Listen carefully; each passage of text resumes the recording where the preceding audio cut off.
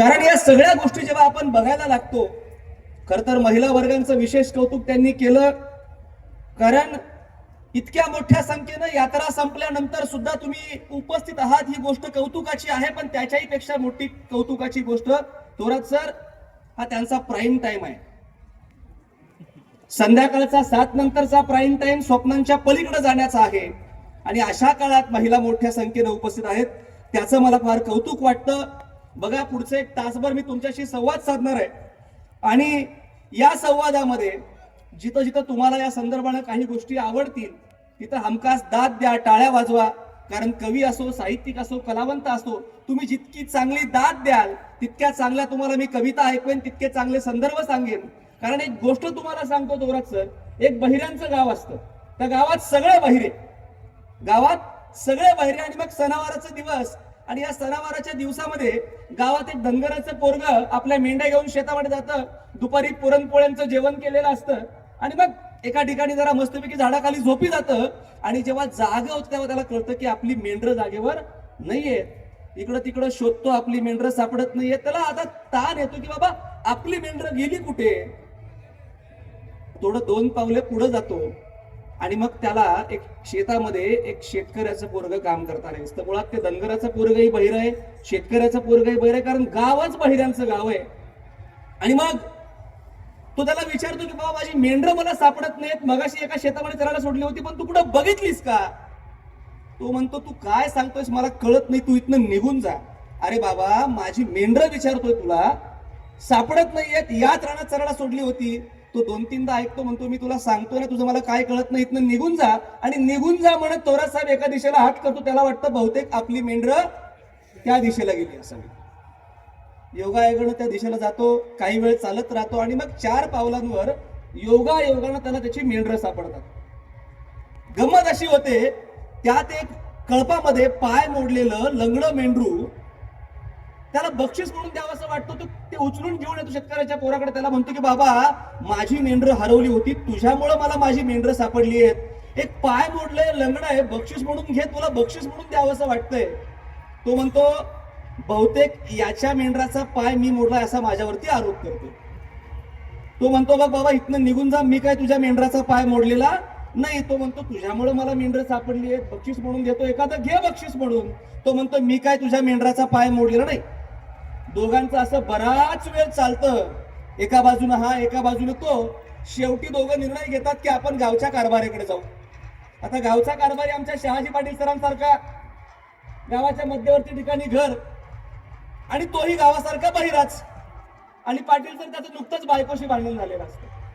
आता बायकोशी भांडण हा माझ्या अभ्यासक्रमातला विषय नसला तरी किती संवेदनशील विषय हे वेगळेपणाने मी सांगायची गरज नाही.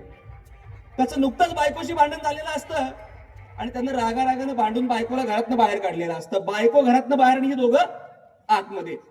धनगराचं पोरग सांगतं कारभारी याच्यामुळे मेंढर सापडली, एक लंगड आहे, पाय मोडलेलं आहे, बक्षीस म्हणून देतोय, पण हा काय घ्यायला तयार नाही. शेतकऱ्याचं पोरग म्हणतो कारभारी मी काय याच्या मेंढराचा पाय मोडलेला नाही. दोघही बराच वेळ सांगतात, हा इकडनं सांगतोय, ते तिकडनं सांगतोय. 15-20 मिनिटं कारभारी ऐकून घेतो. कारभारी गावासारखा बहिरा आहे. तो म्हणतो तुमच्या दोघांचं झालं असेल तर थांबा, तुम्ही दोघच काय अख्खं गाव आलं तरी बायकोला घरात घेणार. सांगण्याचं कारण मला माहित नाही मी पुढची किती वेळ बोलणार आहे पावसामुळं, पण मी जितका वेळ बोलणार आहे तिथं तुम्हाला आवडेल तिथं दाद द्या. खर तर माझी गंमत अशी केली आहे, थोरात सरांनी सर म्हटले तुम्ही एखाद्या ग्रामीण विषय घेऊन बोलायचं आणि नंतर सांगितलं कविताही आल्या पाहिजेत. म्हणजे एकाच वेळी राजस्थानी थाळी सांगितली आणि परत पंजाबी डिश पण त्यात थोडी घालायला सांगितली. माझी गंमत त्यांनी केली, कारण तुम्हाला तुमच्या गावगाड्याविषयी सांगायचं आहे आणि कवितेविषयी सांगायचं आहे.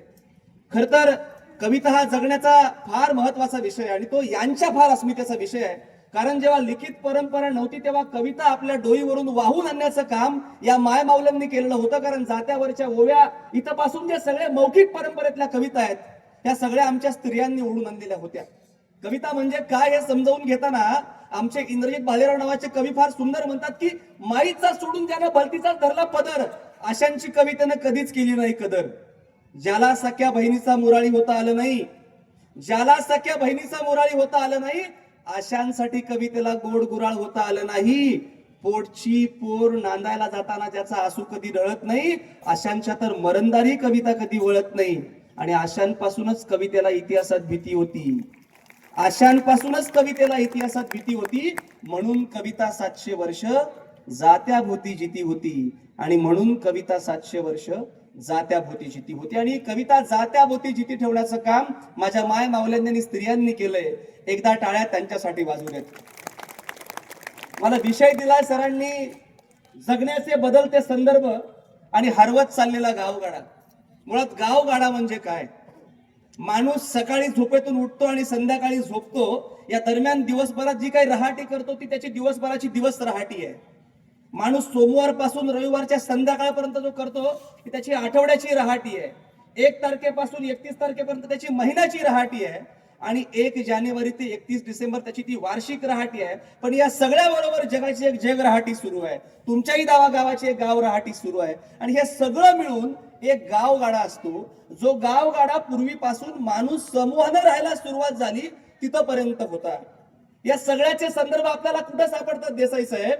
या सगळ्याचे जुने संदर्भ आपल्याला 47 पूर्वीचा भारत आपण शोधलो की त्या भारतामध्ये या गावाची व्यवस्था पाटील, देशमुख, देसाई, कुलकर्णी, देशपांडे या जाती नाहीत, ही आडनावं नाहीत, तर ती पूर्व परंपरेने आलेली काही पदं होती. त्या पदांच्या हातामध्ये हा गावगाडा होता.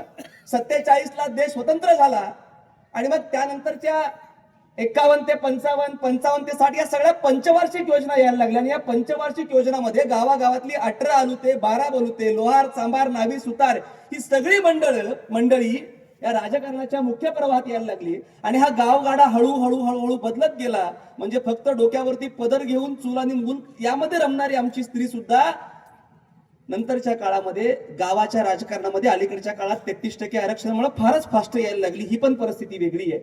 पण या सगळ्यांचे संदर्भ आपण शोधायला लागतो तेव्हा जगण्याचे हरवलेले संदर्भ आणि मग बदलत चाललेला गावगाडा याचा सगळ्यात मोठं वळण थोरात सर 1990 साली आपल्याला सापडतं. कारण पूर्वी गाव म्हणजे काय असेल? कुठलंही एक गाव म्हणजे गावाच्या मधोमध एखादं सुंदर मोठं झाड, झाडाखाली चांगला पार कट्टा आणि पार कट्ट्यावर असली बसलेली म्हातारी कोतारी खोडं आणि ती गावाचा कारभार बघायची. गावात एखादं मारुतीचं मंदिर, एखाद्या ग्रामदेवतेचं मंदिर असायचं, मधोमध एखादं विठोबाचं मंदिर असायचं. आणि या सगळ्या गोष्टी गावात एखादी जिल्हा परिषदेची शाळा असायची, गावाची बेस असायची.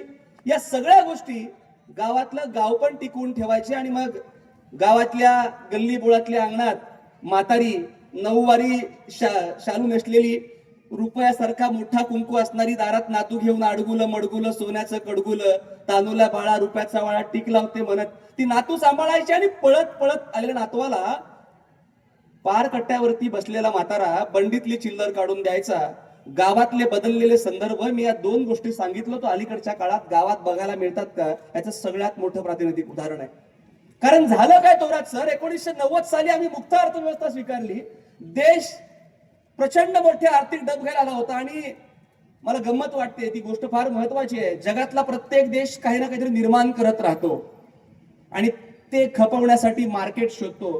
भारत हे एका मोठ्या गोष्टीचं मार्केट आहे. जगात कुठली गोष्ट निर्माण करा, ते खपवण्यासाठी लोकसंख्या नावाची गोष्ट आमच्याकडे फार मोठ्या प्रमाणात आहे.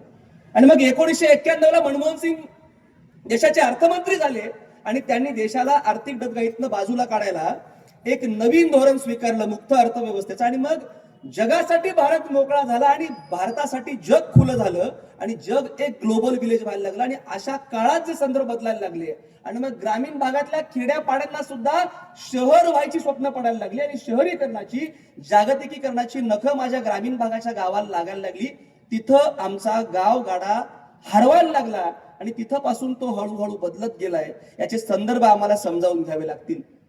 कारण विचार करा, 1990 पर्यंत बहुतांशी ग्रामीण भागातली थोरात तर सगळी घरं 2.5 फूट 3 फुटाच्या भिंती असायच्या. आणि घरातल्या एखाद्या माळीच्या खोलीमध्ये, देवघराच्या खोलीमध्ये 2.5-3 फुटाच्या भिंतीमध्ये एक दिवळी असायची. दिवळी, त्या दिवळीमध्ये केशरी किंवा पिवळ्या कापडामध्ये बांधून ठेवलेला एक पोथ्यांचा गाठोडा असायचा. त्याच्यामध्ये काय असायचं? ज्ञानेश्वरी असायची, तुकोबांची गाथा असायची, हरिपाठांचे अभंग असायचे. आपण कवितेचा विषय शोधतोय म्हणजे आता विश्वात्मके देवे असं म्हणत संपूर्ण जगाच्या कल्याणाची कामना करणारे ज्ञानेश्वर असतील किंवा विष्णुमय जग वैष्णवांचा धर्म, भेदाभेद भ्रम अमंगळ, कुण्याही जीवाचा नवडो मत्सर, मर्म परमेश्वर पूजन असे म्हणणारे तुकोबाराय असतील, गाडगे महाराजांपर्यंत सगळ्या संत परंपरेचं गाठोडं माझ्या घराच्या दिवळीत असायचं. आणि त्या दिवळीतलं गाठोडं कधीतरी घरातला म्हातारी ते खोलून आपल्या नातवासमोर पोराबाळांसमोर दाखवायची. तेव्हा संत परंपरेचा वारसा माझ्या घरामध्ये होता. 1990च्या अर्थव्यवस्थेनं झालं काय, आमच्या घरातली 3.5-2.5 फुटाची भिंत हळूहळू 9 इंचापर्यंत कधी आली आपल्याला कळालं नाही. आणि जो पूर्वी जी दिवळी होती, ती दिवळी आणि त्या दिवळीमध्ये जे गाठोडे होते, ग्रंथ होते, त्याची जागा एका मोठ्या बॉक्सने घेतली. एका मोठ्या बॉक्सने. त्या बॉक्सचं नाव काय तुम्हाला माहितीये का?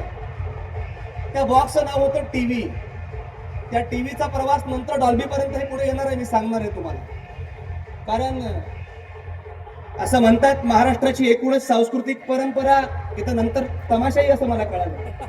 आणि महाराष्ट्र कधी कीर्तनाने घडला नाही आणि तमाशाने बिघडला सुद्धा नाही, अशी महाराष्ट्राची परंपरा आहे. या सगळ्यामध्ये थोडा सर मी नेहमी सांगतो, आमच्या लहान मुलांना विचारलं टीव्हीचा लॉंग फॉर्म काय, तर सांगतात की टेलिव्हिजन म्हणून. मला वाटतं टीव्हीचा लॉंग फॉर्म टेलिव्हिजन नाहीये. टी म्हणजे ताबडतोब, व्ही म्हणजे वाटोळं.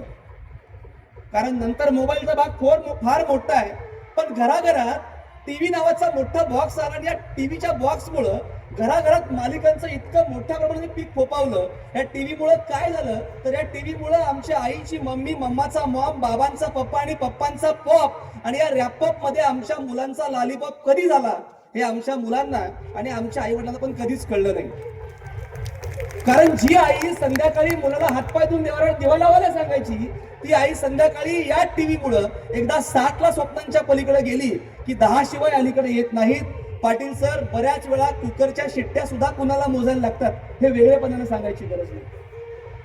आणि मग हे सगळे संदर्भ टीव्ही पर्यंत पण ठीक होते, पण याच्या पुढे जाऊन जेव्हा या सगळ्या गोष्टी बघायला लागतो, तेव्हा या सगळ्याचा परिणाम व्यक्ती, कुटुंब, समाज, गाव या सगळ्यावरती इतक्या मोठ्या प्रमाणामध्ये व्हायला लागला. या सगळ्यामुळं गावातलं गावपण, कुटुंबातलं घरपण, या सगळ्या गोष्टी एकमेकापासून हळूहळू बाजूला जायला लागल्या. आणि याचा सगळ्यात मोठा परिणाम कुठे झाला असेल तर तो नात्यांच्या वरती झाला.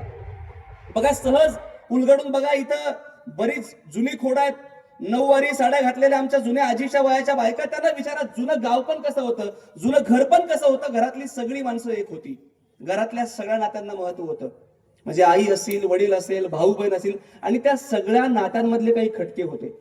म्हणजे माझी माय माझं राऊळ देऊळ, तिच्या टाचेच्या भेगेत माझं अजिंठा वेरूळ, असं म्हणत आईच्या टाचेच्या भेगेत सुद्धा अजिंठा वेरूळची लेणी पाण्याचे संस्कार आमच्या एकत्र कुटुंब पद्धतीमध्ये होते. तेव्हा भरत दौंडकर असं म्हणतात की बैलावाणी राबणारा बाप गाईवाणी होता, हात त्याचा खरबुडा पर आईवाणी होता. बैलावाणी राबणारा बाप गाईवाणी होता, हात त्याचा खरबुडा पर आईवाणी होता. मह्या नव्या वहीसाठी बाप झिजला घामानं, त्याची मळालेली बंडी मला ध्वजाच्या समान. बापाची मळालेली बंडी सुद्धा देशाच्या ध्वजा इतकी प्रिय आहे. या कष्टाचं मोल करणारे संस्कार माझ्या कुटुंबामध्ये होते. किंवा प्रशांत असणारे असं म्हणतात की मुलगा म्हणाला दिव्याची वात मोठी कर, माझा अभ्यास होत नाही. नवरा म्हणाला दिव्याची वात कमी कर, मला झोप येत नाही. ती रात्रभर दिव्याची वात कमी जास्त करत राहिली आणि दोघांच्या आयुष्यामध्ये वातीसारखी जळत राहिली. आई, वडील, मुलगा, भाऊ, बहीण या सगळ्यांचे नात्यांचे संदर्भ त्या एकत्र कुटुंब पद्धतीमध्ये होते. नंतरच्या काळात ते जीवन